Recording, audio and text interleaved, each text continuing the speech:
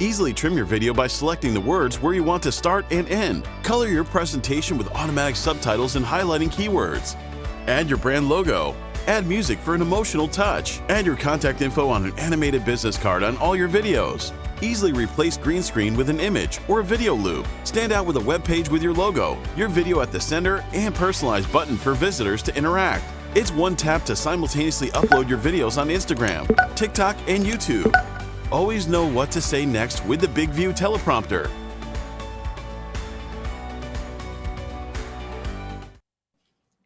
Hello, hello. Welcome, everybody, and thank you for attending. I'm Robin Levin, your host for today's Big View workshop. So we want to hear from you. This is going to be an interactive session. We'll go for about an hour. So do tell us, where are you tuning in from today? I happen to be in sunny Florida. It's a little cooler finally, and I'm happy for the cool weather. So let us know from you. And also, are you a Big View user? And if not, we have a couple of specials for you at the end, and you'll see why you should be. So again, today's session is going to be how to make money in your sleep. So who wouldn't want more money, right? We have a fabulous speaker that's going to be joining us very shortly.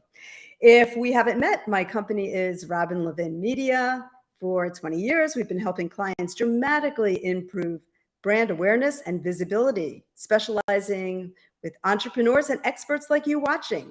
So if you're interested in learning how to get more exposure for your brand, you'll want to check out the workshop that also has a special attached to it, and there'll be a link for that as well. So now I'd like to introduce our guest expert, Lucy Griffiths. She is all about making money in your sleep. In fact, she wrote the book, literally. So she's going to give us her insights. And I've also learned a lot of fascinating things about her that we're going to be sharing with you. So welcome, Lucy. Hey, thanks so much for having me. Hi, welcome everyone. It is great to have you. So we were just talking about, where are you from? So where are you right now today? So I'm in the UK. I'm in a part of the world. It's very pretty. It's kind of the sort of thing that you would see on some of those classic movies like The Holiday. It's a very cute Cotswold village. It's a lovely place to live, but it's freezing cold and raining at the moment. So yeah, so maybe I'd be swapping it for Florida. Okay, well, we're going to send some sunny, warm wishes your way. Yay. And so how did you decide on this particular topic? Why don't we just start with that? Well, it's a great, I wrote the book, Make Money While You Sleep. And I'm really passionate about helping people to turn what they know into a digital product, whether that's a course or a membership, and to make money while they sleep. And the thing is that everybody can extract their experience, their knowledge, their expertise, and turn it into a digital product, whether that is a course, whether that's templates or something that you sell on Etsy. You can make additional income streams, especially right now with what's going on in the world.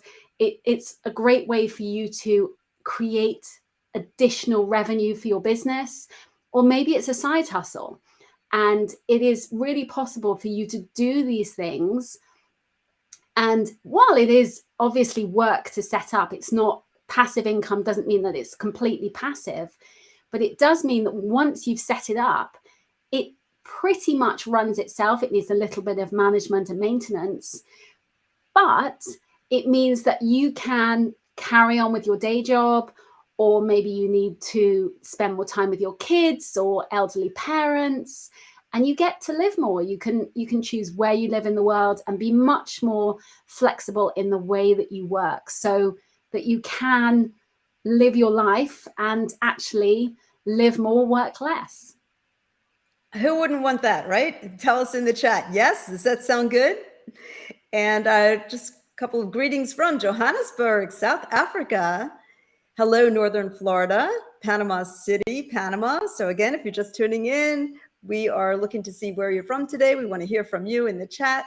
And yes, if you have some questions, we're going to get to those too. So we're going to go back and forth between Lucy and myself. We are both storytellers, and Lucy was a journalist, a global journalist for many, many years. So that's her background. I'm the one that pitches the stories to somebody like a Lucy, and then she decides, or her team, if they're going to cover them or not. So we both share the storytelling aspect. And again, you turn to this passive income idea, and that is partially because you were raising your son, right? And you wanted more freedom and more control of your time, more control of where do you work from? Absolutely. So I worked as a journalist, and I mainly worked across Asia, Asia, the Middle East. I used to work in places like Iraq and Afghanistan. And I was working for some of the big US networks. And when I was pregnant with my son, I was covering the 2014 conflict in Ukraine. And I was taking my folic acid and kind of dealing with the Russians. And I was like, oh, I don't want to be doing this anymore while I'm pregnant. And I really needed to think, okay, what am I going to do instead of doing this? And that was really the catalyst to work out, okay, how am I going to make money in a different way? And so that took me on a journey of, I didn't want to, if I wasn't doing the day job, I'd have found myself, working long shifts, and that wasn't really suitable for childcare. So I had to think, okay, how am I going to take what I know and turn that into an online business? And so I started working as a consultancy, helping people to be confident on camera. I was working, filming with people, working with CEOs. And while that was great, I found myself being on film sets and working quite long hours. And again, that wasn't really very child friendly. So I took that one stage further, and I created a course called Confident on Camera.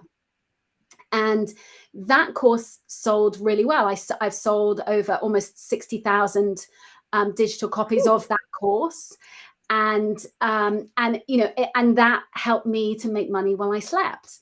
And so that was really the catalyst for me to then think, okay, and people were coming to me saying, how do you do that? How have you made it into something that just sells again and again? And so that was the process of me then extracting that, showing them how to create digital courses, being confident with video, setting that all up, and then the money making stage of that to then being able to make money while you sleep.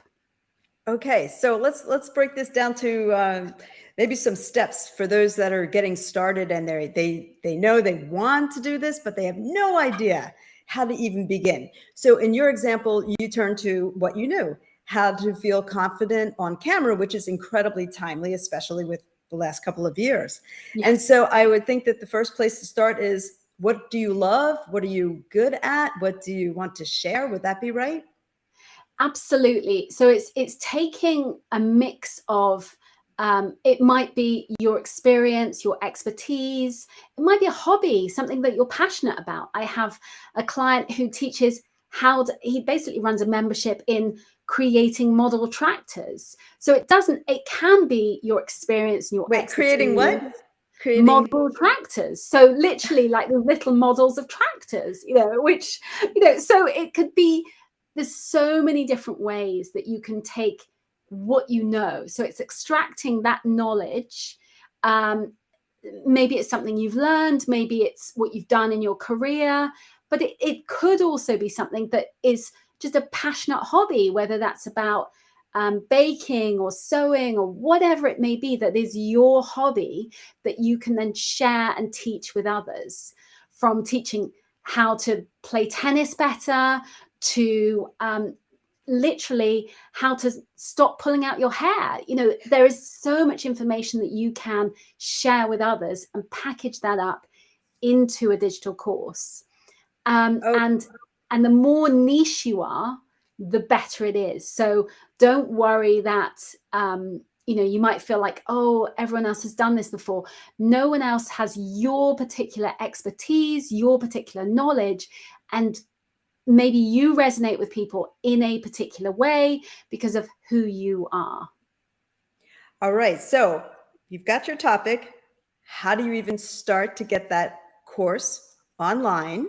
Where do you host it? There's going to be a lot of questions about that. How do you promote it? Landing pages is already a question that's been popping up. Do you do Google ads? So let's take the next step. Okay, so once you've got your idea, and really I say with the idea, you want to give yourself a bit of time, brainstorm, go for a walk, sit somewhere beautiful, whatever it may be, meditation, just to get yourself that really white space to think about the idea. Once you've got your idea, then you want to then say, okay, let's start mapping out those topics. What am I going to cover within each module or lesson that you're going to teach? So start breaking that down. So you've got a rough idea. Now you can start thinking about, okay, am I going to test this? How am I going to test this with people to know that it's going to work? So it might be you talk to some either clients that you've had that you've worked with one-to-one, or maybe it's, you put a message out on social media, ask people if you can do some interviews with them to talk with them, because you want to, it might be you ran a workshop, so you can live test and get feedback on your ideas. And so by doing that, you can really understand, is this working? Is there interest in this topic? But also, what are the questions they're asking me? Where are they getting stuck in a way that I hadn't expected them to get stuck? And so you can then modify and tweak according to what comes up from that live feedback. Once you've got that and you're in a good place, having that live feedback means that you might then also have a steady stream of people who are interested in that topic, who can join your waitlist to buy it, which is really important. You can say, offer them a special early bird rate for feedback, and so that they get in early and you make some money back. Also, by running some kind of live workshop, you also can get money for the workshop, so that you're being paid early for the course and getting their feedback, getting their testimonials that will help you with the marketing, all of those things. So get that as early as possible so you can use that. Make sure you record those calls if you're having conversations with people, because you can use that in your marketing language. You can use that in your in some of the, whether that's your sales pages, whether that is some of the testimonials you can use. So all of that will really help you. So save that gold dust. It really is so useful to you. Then once you're ready to start filming the next stage, then it's working out, okay, am I going to be on camera? Am I going to use slides? Maybe you want to use workbooks. Maybe it's you've decided that actually a membership is better. So, you can use that information that when you are talking to that and getting that live feedback from potential clients, you'll know, okay, actually, this is going to work better as some kind of templates, or whether it's a course or the membership. And so then from that, you can film, be on camera, or use slides, whatever works best for you. You want to try, maybe there's quizzes in there or some kind of gamification. So you make it an interactive experience where you include people along the way, and then you can test out their learning and their knowledge. And so then it's about, okay, so you've filmed it, you've recorded it, and then the next stage is you're going to host it somewhere. So there's lots of different places that I think there is. In the last count I did, there's about 240 different course creation platforms that you can use, whether that's on your website or whether there's a host of different platforms. So you want to go with what is best for you and your budget. So if you are somebody who's really techie and someone who is, someone who really understands the back end of your website, then maybe your website is a good place to host it. But for many of us, myself included, that's not really an option, because actually I'd like to have a little customer support, and I'd like somewhere that's an easy option. And so then there's lots of different platforms you can go with that, depending on your budget and your business. So you get your content onto a platform. And then from that, you can, add the videos. Maybe you create some workbooks. You can use things like Canva to create workbooks, lots of different places to create them. And so then from that, you've got your on the platform. Then it's about actually building that sales machine to sell it. And so having the sales machine. Before we get to that, I just want to share some of the comments that we have here, which is excellent. We have Beautiful Beings. I love that. Says, I'm from the UK and my membership is all about working with moon cycles. Ooh, so love that. Congratulations to you for doing that. Yes, Melanie, we're going to break it down into actionable steps. Absolutely, we are. So do jot down in the comments if you are new to this whole course creation, make money in your sleep idea, or if you have an idea that you're already working on, and what stage are you at? That would be interesting to know. Okay, so back to where we were, we talked about you have to have an idea of something you're interested in, you're passionate in, something you think that others would want to learn. That's very important. And as far as organizing it, do you do videos? Do you have calls, as you said? And make sure you test it. So this is really, really key. So once you've got your idea, you need to test it. So test it, validate it. So you know that people want to buy it, okay? Because, sometimes people will have an idea, but actually when they put it out on social media, if you get people who are saying, oh yeah, that sounds a great idea, then it's kind of lukewarm. It's a bit, Whereas if you put out your idea and people say, oh my God, that will work so well for my brother-in-law or for my sister or whoever it may be, then you know you're onto something. And you know that, I've seen people where they have, 350 comments on a Facebook post. They know they're onto a winning idea. Whereas if you don't really get much of a bite, then okay, it's back to the drawing board. I'm going to tweak it till I get an idea that's going to work. So it's really important before you go ahead and go to all the work of creating the course to know there is an audience for it, to know there's demand for it. Okay, super important. So you need to test it. Now, you mentioned social media was a good place. Where else would you suggest testing it beyond your friends and family who are going to probably love what you put out there? Hopefully. So you can test it. And, if you already have an email list, you can test it with your email list and send out, surveys. But also you could ask people, is there anyone willing to be interviewed? So actually having that live feedback.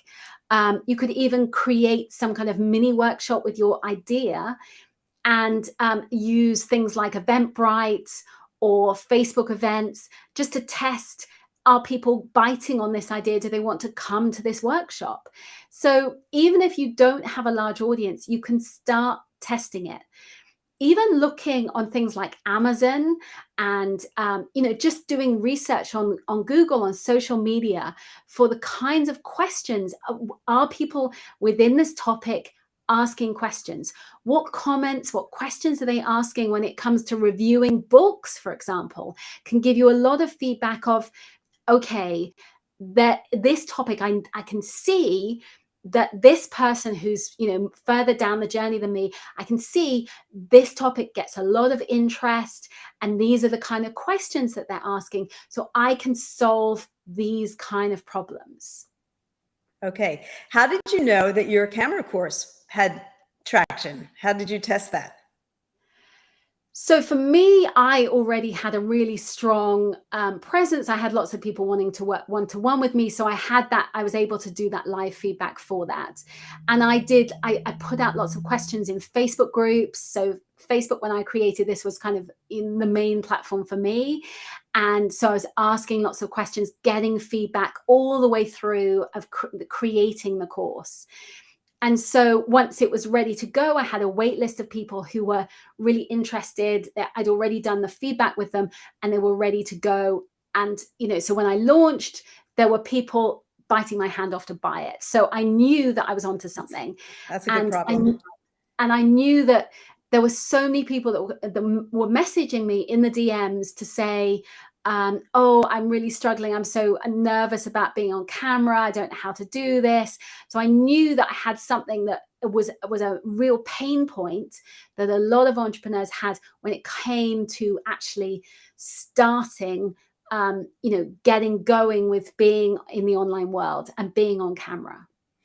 Okay. Now you touched on you need a host. And I know for mine, I use a company called Podia, which I love.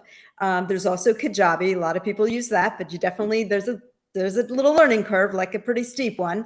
Do name some of the ones that you like for hosting your course. So yeah, Kajabi I love Kajabi. You could use something like ClickFunnels, Podia, Kartra. There are so many different course creation platforms, Teachable, Thinkific.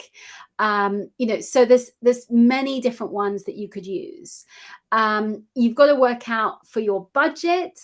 And because things like Kajabi is an excellent platform, but it is a little more expensive, but you get a really great help desk. So if you're not particularly tech savvy, you may decide that you want to have something where you're going to have a help desk.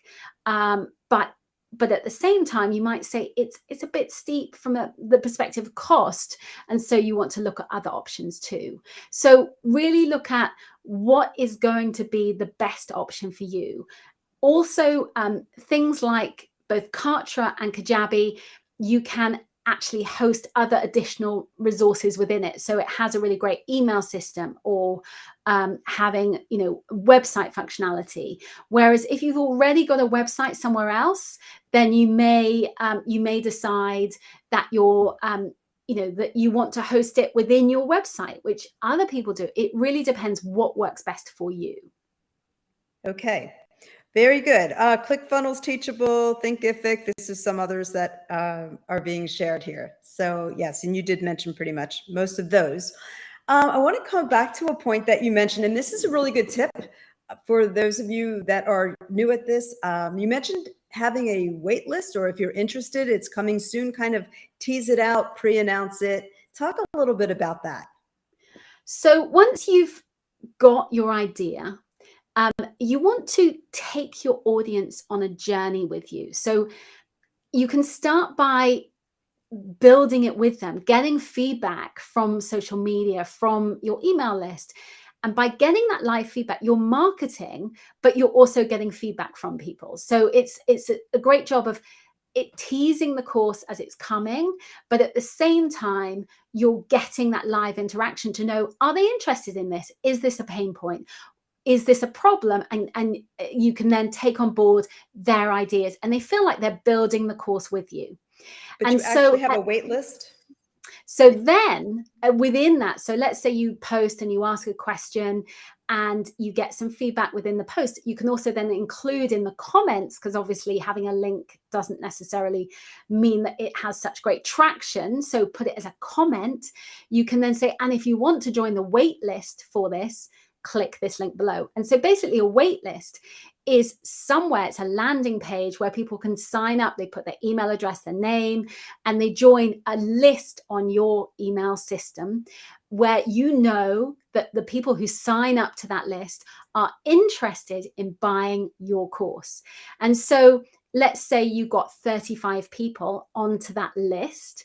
You can then email them once you've built it and say, are you interested in, an early bird version of the course? So you could either sell it to them at a special rate, giving them some kind of offer so that they then can live test it with you, beta testing it. Or it might be that you are selling it to them with a special discount. There's ways that you can do that, and also then request feedback from them, those testimonials, which is really important social proof for you to be able to sell that course and sell it much more easily as well. So really the main thing is you need to, in order to get started, you have to take action. So why not start with a small group if you want? And I did that similar style with a virtual boot camp, and it was live online. And then from that, I did get feedback and we tweaked it a little bit, and then it became a digital course. And so that's one of the easiest ways, I think, for the folks that can get started is record your live boot camp or whatever you decide to do. And then now you have content already created. So speaking of content, and of course, we're all about Big View here, using video in your content, and Big View makes it super easy and fun to do that. Now, what percent would you say would be video versus, let's say, a PDF, worksheets, templates, documents? I think it really depends what you're creating. So if you're doing something where actually a lot of it could be video, and so it depends what the topic is. Like I was just working with somebody earlier who is a lawyer, and actually we're just doing templates. So there's a little bit of video, but actually it's predominantly about the templates that people can just use and plug and play for contracts and systems. So it just depends what is the right thing for you and your business.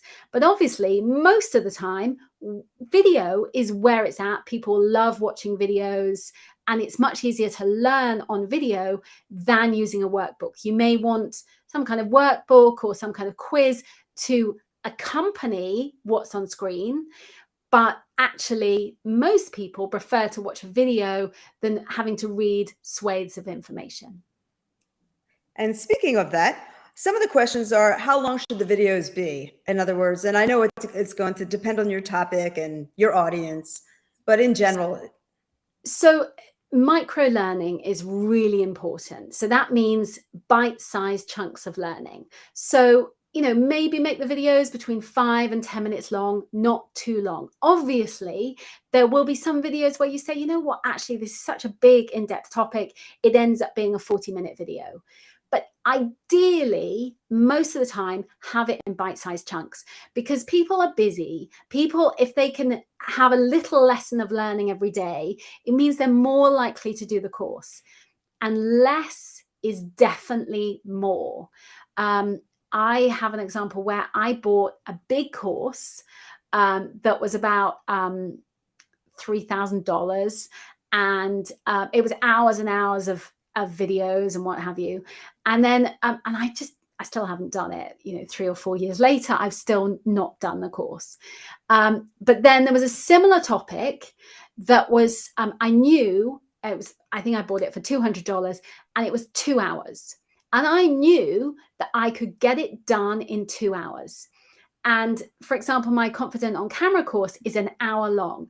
And I tell people, this will take you an hour of your time and change your life.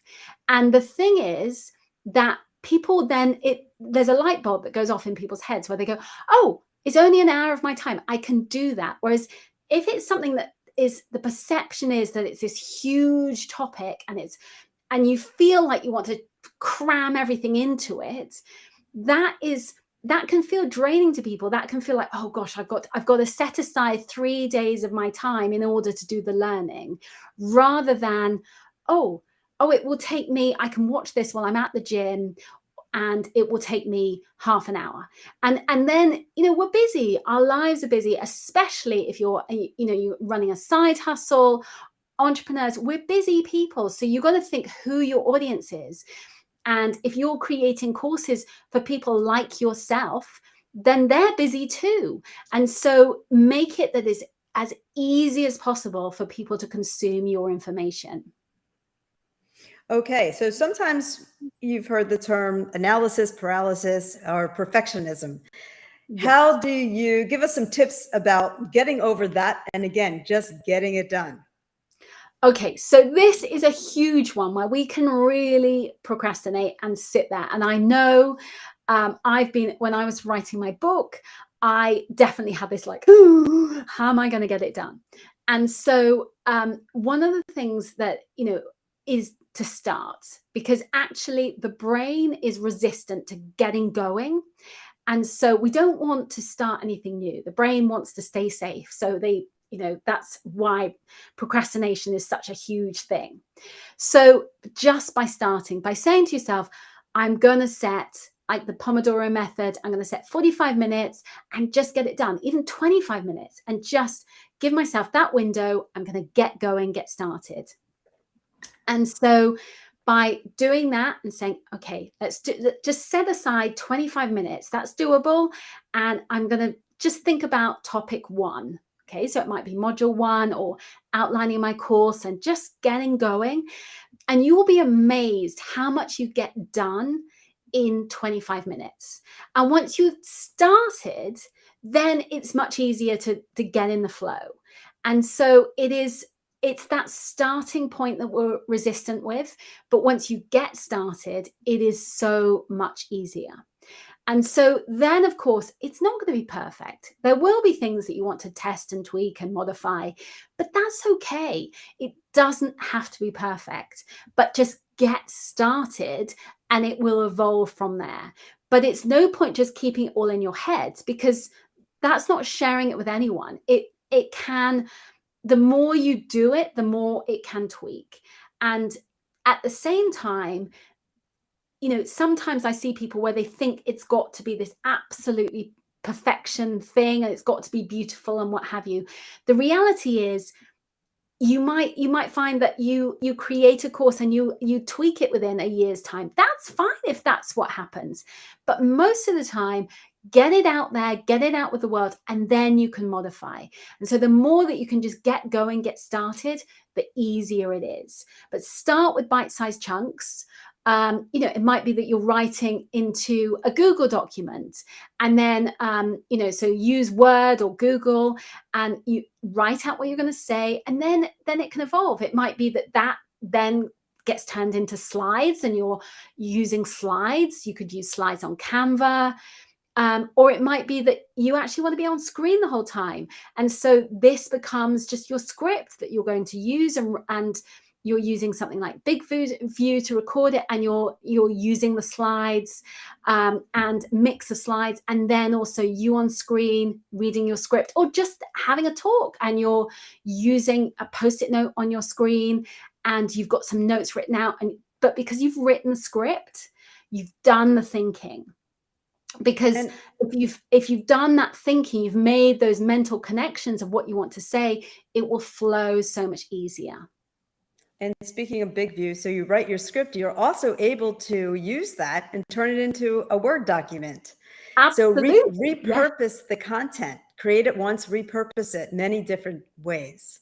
And which is fabulous. And so it means that you could have that as, additional notes for people so they can read it as they're, within the course. You can have that people can read and see different time codes so they can, quickly find, oh, this is the script.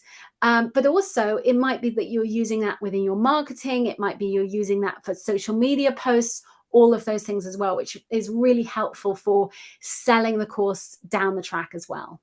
Yes. And a comment from the homegrown homemaker: done is better than perfect. 100%. Most definitely. Yes. Don't you all agree? Say yes in the chat. And yes, this does seem achievable and doable. So for sure, bite-sized pieces, micro learning, micro producing for that matter.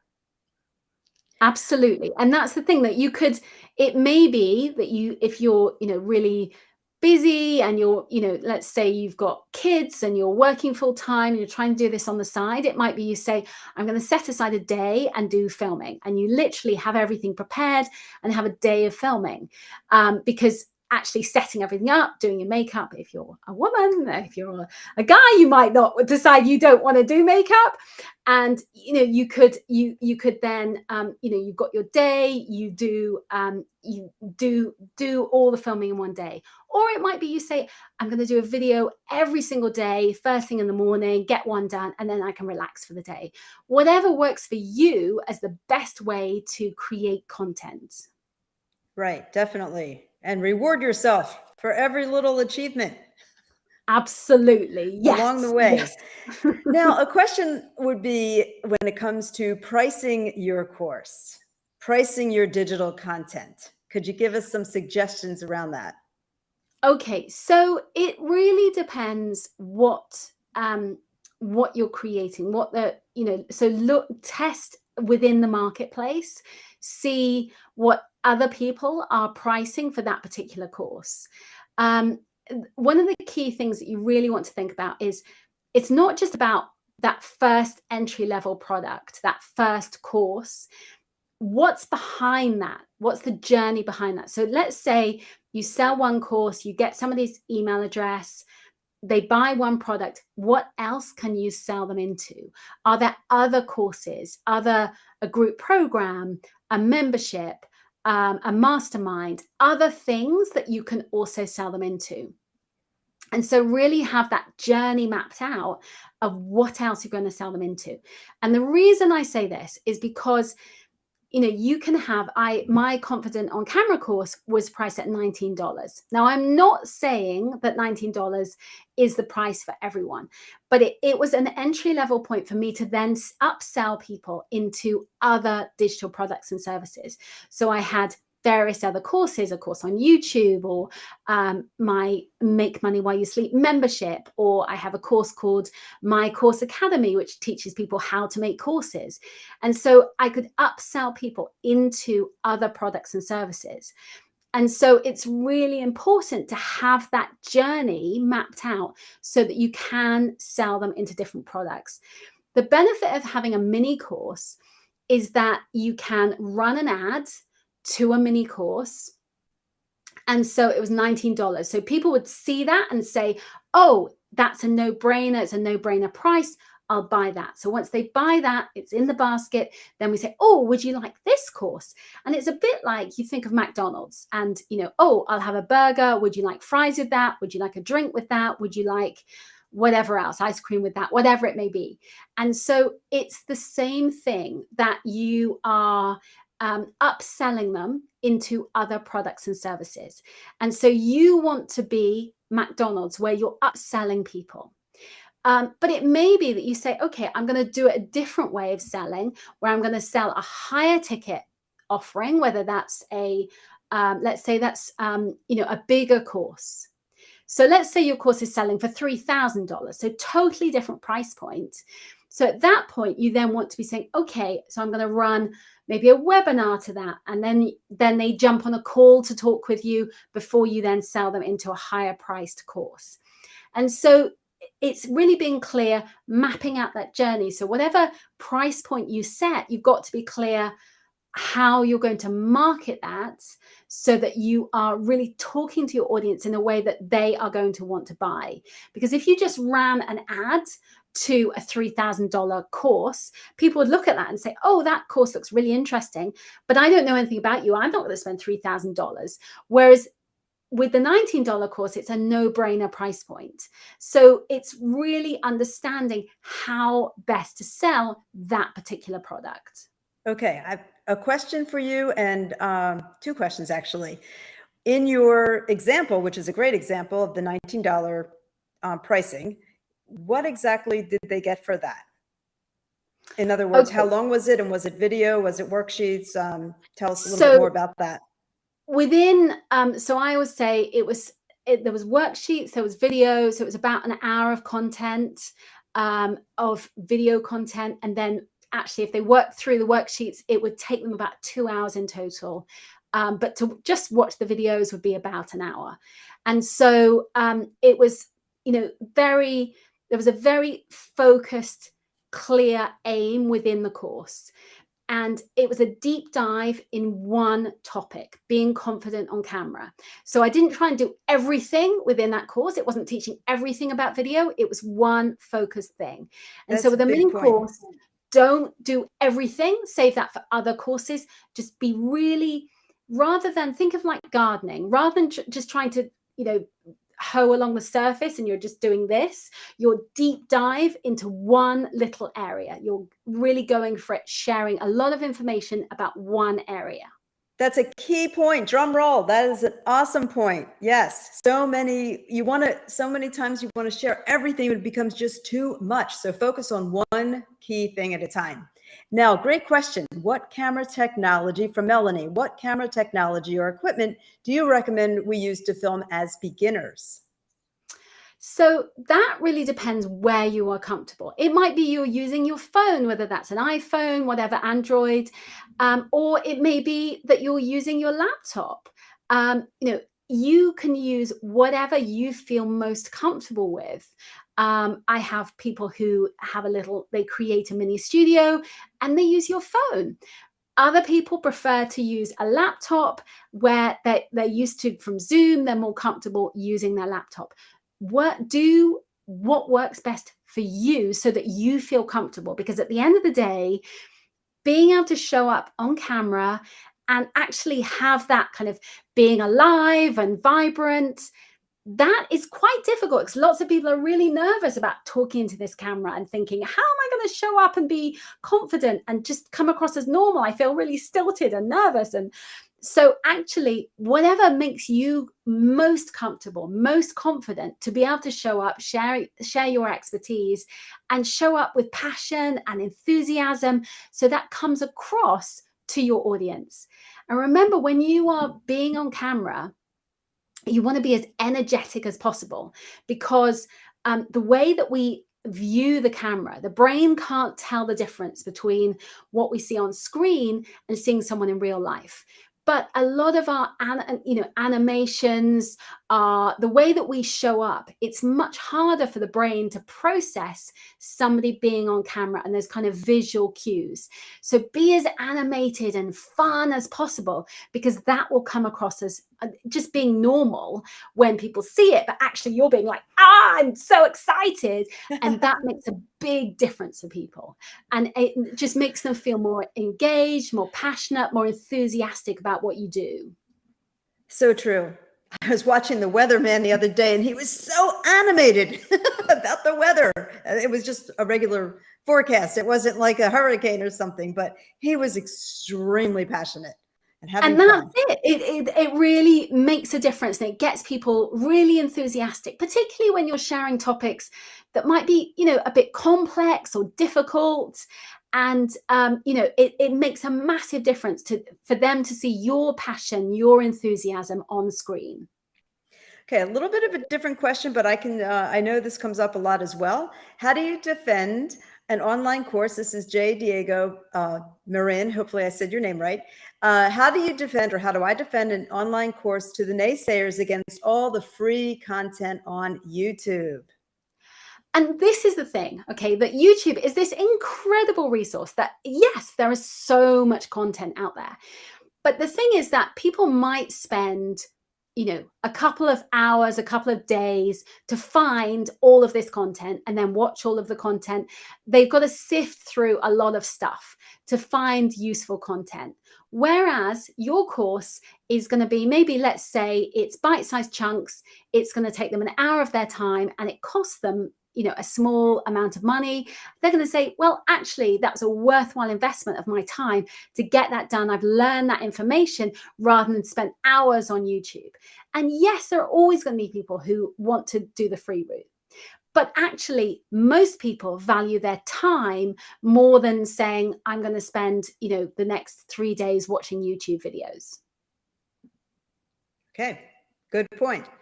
So your content is valuable. Definitely share away as far as those getting started and worrying about free versus paid. As Lucy said, you can always start with a small price tag and work your way up to something bigger and bigger down the road. Absolutely. And it may be that you are also, depending on what you're selling, how you're selling, it may be that actually, it's a better price point to say start with $297 or $1,000. It depends what you're sharing and how you're selling it as well. Okay, let's talk about marketing it, because that did come up a little bit. So let's talk about marketing. What are you advocating these days? And a lot of people sadly waste a lot of money on ads that just don't work. So give us some other solutions to get that course out there and sold. Okay, so as I talked about, when you're testing with your audience, using the Facebook groups, using whether that's on LinkedIn. I love LinkedIn. So you build up that wait list so you can sell to people. The beta testing version, you can actually sell that in the beginning. So that gives you a little oomph in that initial starting point to sell some courses and products. Then from that, you want to be using social media as much as possible to sell.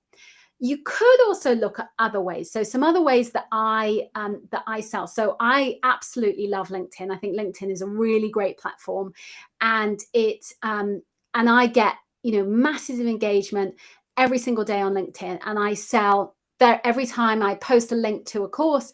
I really sell through that. And I can see that from my Google Analytics to know that actually LinkedIn is where I'm selling courses very easily. Okay, so I would say that works well. I also love YouTube. So let's say you create that free content. So you create a video. It may be that video is also on Facebook or on Instagram or TikTok. And so you've got whatever video you're creating. And then from that, you can say, if you want to know more about this, check out my freebie below. So you've got whatever topic you've created. So let's say, for example, I have, it's 9 smart strategies for passive income. So I have a free guide with different ideas of how to create passive income. So when you click on that, it then, so people get that, and then immediately it upsells them into another product. And so you can sell your course on the back of a freebie. You can sell, it may be a membership, it may be other services that you're selling. So always be thinking, how can I sell? So maybe it's a freebie to upsell them. Maybe also, TikTok gets amazing reach, that maybe TikTok is the place you want to sell your courses. And so again, having that link, selling people in, sharing some wisdom, and then saying, if you want to find out more, then check out my course below. So have a call to action on your videos so that you sell. And I do that, also on my YouTube videos. I always have that call to action so that people want to actually find out something more. And so, they can get that freebie, and then from there you can sell to them. So that's using social media. The other way that you can do it is by using SEO, so getting found on Google. So 95% of the world uses Google. So using blog posts, using your YouTube videos, so you're found through Google search, and then you can sell to them. So in my blog posts, I have various pop-up windows that pop up that take people to a freebie and then upsell them into other courses and products. So a blog post can work really well, and you can have those links embedded in there so you sell people into different products. And that's a way for you to easily create your course and then sell people through blog posts. And some of my blog posts are years old and they still get lots of traffic. And so a way to promote your blog post is by not only just Google, but also by putting that on Pinterest. So having pins that you pin on Pinterest. And then from that, those pins, people find a pin, and then that can lead to that blog post and then sell that way as well. So that can work. That strategy of using SEO with a combination of YouTube and Pinterest to help the SEO, help you get found through Google, can work really well as well. Wow. So those, I don't know if 3 minutes or how long that was, but that was incredible information. And I want you to touch back on Pinterest, because I think a lot of people misunderstand it and think that pins are for decorating or cakes or fashion. But bring that back here about courses, because I don't think a lot of people think about doing that. So essentially you are creating blog posts. So let's say you create whatever, let's say you've got a course on gluten-free baking. Okay, it can be on any topic, because Pinterest works. It's basically a visual search engine. So it's so you've got whatever topic you're creating on. So you do a deep dive on a blog post about something that's relevant to your course topic, and then you'd have your pins within your blog post. So not everybody knows what that means. Just back that up a little bit. Okay, so basically a pin is just a visual image that sort of sells, let's say it's selling your blog post. So what it's doing is it's on Pinterest and you are promoting an idea, a concept. It's really pretty visually, and it's, you know, it's striking. There's a call to action. So people click on the pin to find out more. So it might be some kind of hook within the statement or question. So they click on it to find out more. There's a little bit of information, but they want to read more. So then they'll go to, let's say they then click and it takes them to your blog post. Now, unlike any other platform, Pinterest encourages people to leave the site and go to your blog post. So that doesn't happen on Facebook. Facebook, you know, if you share a link if you posted, you know, your latest blog post on Facebook or LinkedIn, they would kind of punish you. It would be something is not encouraged. The algorithm doesn't say, oh, yes, look at this blog post. It's the opposite. It hides it because it's leaving the site. Whereas Pinterest, it's all about your blog posts. So it shares that content. That's the point of it. And so people click on that pin, they go to the blog post, they read the blog post. So let's say you're reading the blog post like, oh, this is a great chocolate brownie recipe. I love this. Oh, yes, great. And then at the bottom of it, there might be a pop-up that comes up, or click here to find out more. And then before you know it, let's say it's something that's relevant to that topic. Let's say it's something about, you know, something complicated. Let's say it's, you know, just about how to, you know, something legal within your business. Let's just imagine it's something really complex. It's a legal framework or something. And you're thinking, oh, and then up pops, here's a pop-up box and saying, oh, you could get these this template for you to work through this process much more simply for $27. Well, that's a no-brainer for you at that point to go, oh, yeah, that sounds good. You click to find out more. Before you know it, you've handed over $27, and then you're being upsold into other products and services.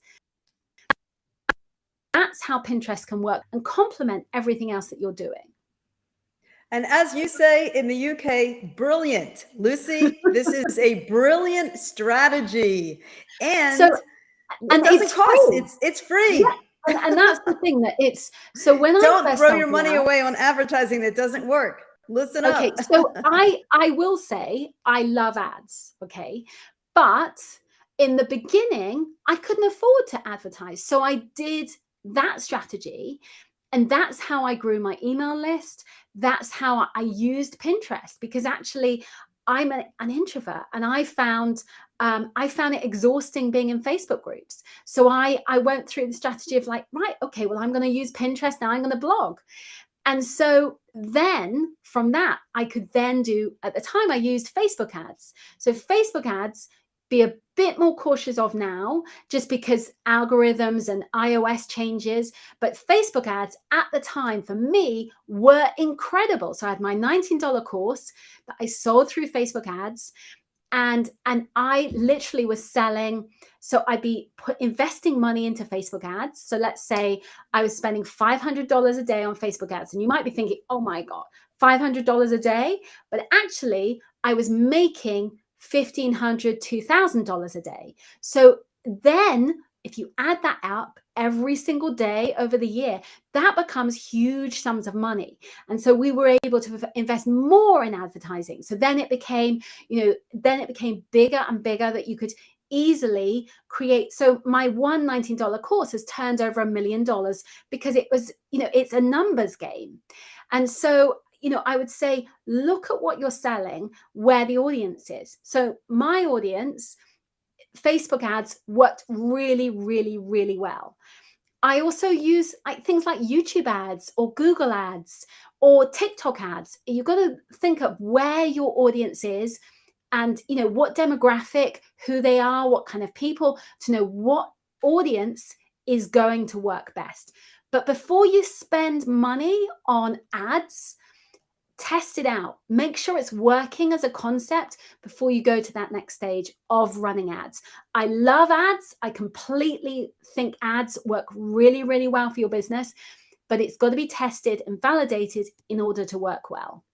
Right. Absolutely. I know we've had a lot of success with YouTube ads, but again, you really need to monitor it and don't just do a quick little boost. Sometimes there's more creative ideas and ways to do the advertising that's more effective than just hitting the little boost button. Absolutely. Yeah. Stay well away from boost on Facebook boost. And, it's got to be go behind the scenes and really test out what's going to work best for this. And it may be going back to actually running like a live workshop once a month, that you can use Facebook events and be selling using that in the beginning to test and validate. So by putting a little ad spend into that, it may be YouTube ads, because you can be more targeted with the search terms of people who are looking for your type of content, your type of course. Okay, so we just have a few minutes left, and I want to answer this one question. It's a great question. Where are you hosting your blog posts? So I use WordPress, and yeah, I've always loved to write, and so I've just built up a lot of content over the years, but repurpose that content. So it may be that you're writing an email to your email list, turn that into a blog post. It may be you're creating a YouTube video. So I create a YouTube video every week. I turn that into a blog post, and then that blog post with the description, what I put in my email, also so my email becomes the blog post, and then that I add pins to that, and then that gets pinned onto Pinterest, and it gets shared again with the world. So you can repurpose that content multiple ways. Really great examples. Okay. And yes, we are ladies that walk the talk. And so I know for anybody that wants to know more about PR, if you want to learn how to get your story featured in the media, how to pitch the media, even if you have no experience and hate writing, I have a virtual course. I have a master course on PR, and Big View watchers, you'll save 20%. There is a special link for that. And I know that Big View is also offering a free trial for those of you that are new and you're not familiar with it. Definitely take advantage of that. It's a fabulous tool. And again, with everything Lucy is sharing today, you can use Big View for pretty much all of this content creation, writing your script, getting comfortable on camera, and then using the script as another document in your course. So it's full circle. Saves you time, saves you money. You'll make money while you're sleeping, as Lucy says. So with that, any last tips or anything else you want to share, Lucy, before we end this session? So I think, there are so many different ways for you to make money. And if you're just starting out, be, open to things like affiliate marketing, things like that. You just get going. The more you start, you test, you'll be surprised how you can make money while you sleep. Fabulous. Well, thank you so much for being here and sharing your wisdom, your experience, and wonderful examples. This was fabulous. And thank you all for watching and tuning in. We'll see you on the next workshop. Bye for now. Bye. Hi, I'm Robin Levin, founder of Robin Levin Media, a strategic marketing and PR consulting firm based in Florida. For over 20 years, we've been helping our clients dramatically grow their brand, getting them featured in their dream publications, like this client, Penske Trust Company. If you want to level up your leads, maybe take a look at live selling and use video like Big View, give us a call. Happy to help you out. Thanks for watching.